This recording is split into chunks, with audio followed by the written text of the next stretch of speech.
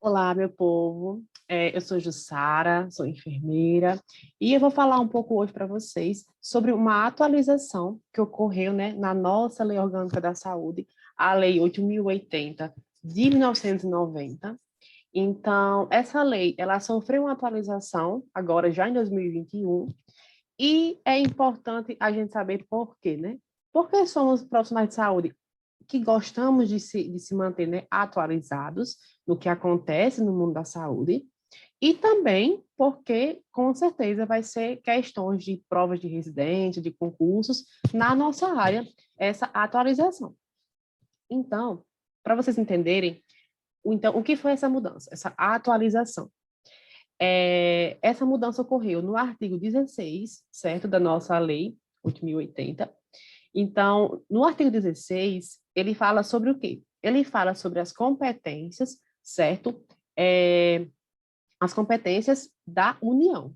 Então, a nossa lei, ela se divide em alguns pontos, e também, nesses alguns pontos, eles se dividem também em competências em relação ao município, em relação a estados, a Distrito Federal e a União, né? Que a União é como no contexto federal. Então, essa mudança, ela ocorreu, então, no artigo 16, que é na parte da competências da União, certo? Então, o que ela trouxe para a gente? Se vocês forem lá, agora, né? Lá colocar no Google, Lei 8080/90, vai aparecer ela, né, na íntegra. Então, se vocês forem lá no artigo 16, vai aparecer assim: a Direção Nacional do Sistema Único de Saúde, o SUS, compete.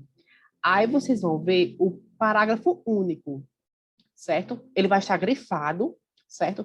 E depois dele vai aparecer assim, um parágrafo primeiro, e vai dizer a mesma coisa que dizia no parágrafo único, certo? Jussara, mas como assim? Então, você está falando que é a mesma coisa, e por que houve essa mudança? Que atualização é essa? O que houve foi uma renumeração, certo? O que antes era só um parágrafo único do artigo 16 da Lei de 1080, agora ele tem o parágrafo primeiro, que é igual ao parágrafo único, certo? Então, o que você estudou não se perdeu, só que ele renumerou em parágrafo único e ele acrescentou mais dois, certo? Então, a gente vai ler para entender o que foi que aconteceu.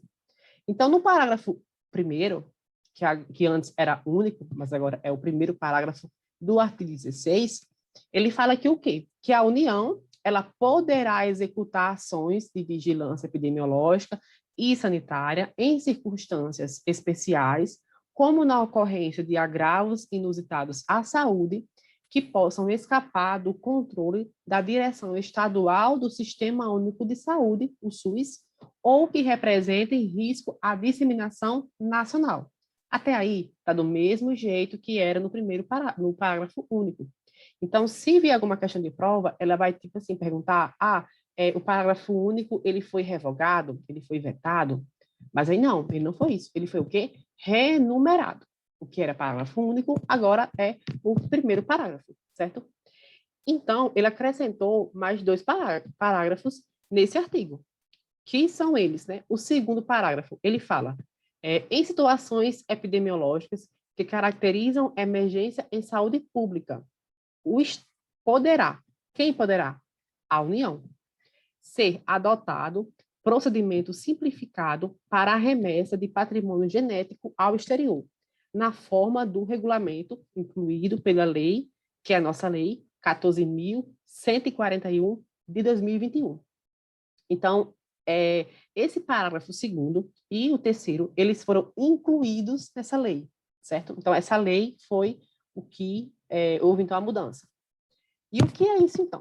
Ele está falando que, em casos, né, de emergência em saúde pública, que é o que estamos vivenciando, né, no momento, poderá ser adotado esse procedimento simplificado. Então, o que é que versa essa lei? Ela fala que está, né, facilitando essa remessa desse patrimônio genético para o exterior, né, para então, e essa lei regulamenta isso.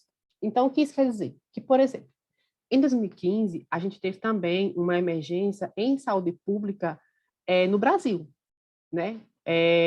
Pela microcefalia. Só que nessa época, né, não teve essa facilidade de remessa desse material, não tinha essa lei falando isso, e era dificultado essa remessa desse material. E isso pode ter culminado, talvez, numa maior dificuldade de, talvez, desenvolver uma vacina ou algum remédio ou alguma coisa desse tipo, entendeu?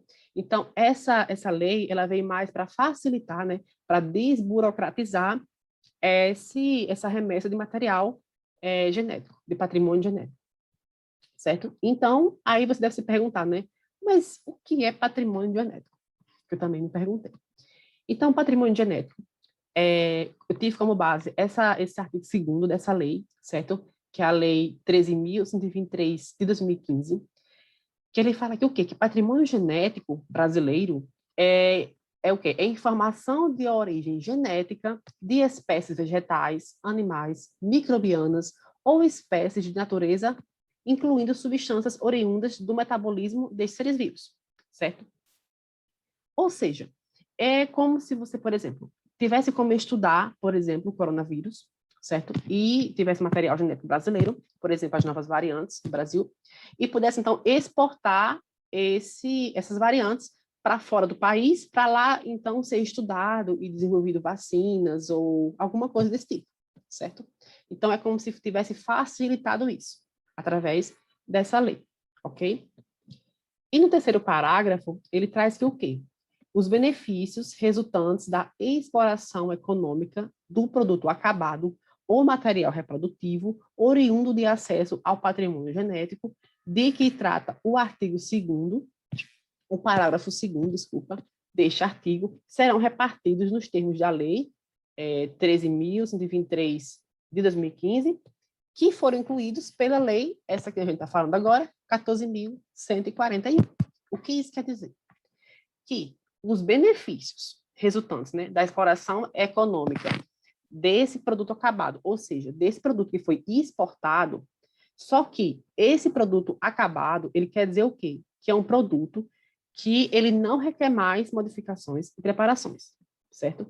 O que isso quer dizer? Que esse produto, ele já deve ir pronto, deve estar pronto, e ele não vai sofrer mais modificações, ele vai apenas ser, vai ser, né, transferido para o exterior, certo? Sem haver modificações nem preparações, certo? E os resultados, né, da exploração desse patrimônio genético brasileiro, eles serão repartidos nos termos dessa lei, certo? E como é que ocorre isso?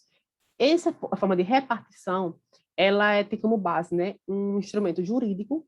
Então, é praticamente uma coisa que vai explicar como é que acontece esse processo de repartição, que não vem ao caso, né, ao caso dessa aula, mas que você pode acessar através desse manual, em PDF, ele explica muito bem. E também vou deixar na descrição do vídeo, né, como é que você pode acessar essas leis e também esse material, certo? Então, eu espero que tenham gostado, espero que vocês, se tiver dúvidas, coloquem nos comentários, se tiver mais também dicas de vídeos, também pode deixar nos comentários. E se vocês quiserem me seguir no Instagram, tem essa página do eunuce.com e também meu nome é Jussara Medeiros, Enfer, pode procurar lá. E também, né, seguir, dar uma curtida no canal e também ser inscrito, que, se Deus quiser, futuramente terá mais vídeos sobre atualizações na saúde, certo? Muito obrigada pela atenção e foi isso.